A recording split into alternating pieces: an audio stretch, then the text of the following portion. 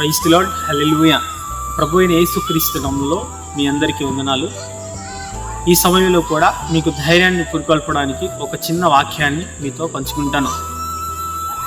అపోస్తలుడైన పౌలు రోమీయులకు రాసిన పత్రిక 16వ అధ్యాయము 20వ వచనంలో ఇలాగ రాయబడినది: సమాధానకర్తయగు దేవుడు సాతానును మీ కాళ్ళ క్రింద శీఘ్రంగా చిత్తుత్రొక్కించును అని రాయబడి ఉన్నది.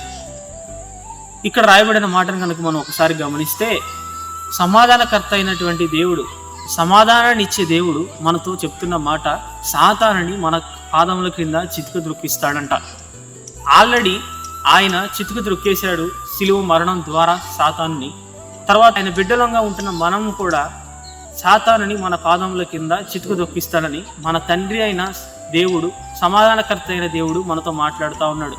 కాబట్టి ఈరోజు సాతాను ద్వారా మనకి ఏదైతే శోధనలు కలుగుతూ ఉన్నాయో, ఏదైతే ఇబ్బందులు కలుగుతూ ఉన్నాయో, ఆ పరిస్థితులన్నిటి నుంచి విడిపించి ఏ పరిస్థితులను అయితే మనకి పెడతా ఉన్నదో ఆ సాతానుని దేవుడు మన పాదముల కింద చితుక ద్రొక్కిస్తాడని సమాధానకర్త అయిన దేవుడు ఈరోజు మనతో మాట్లాడుతూ ఉన్నాడు.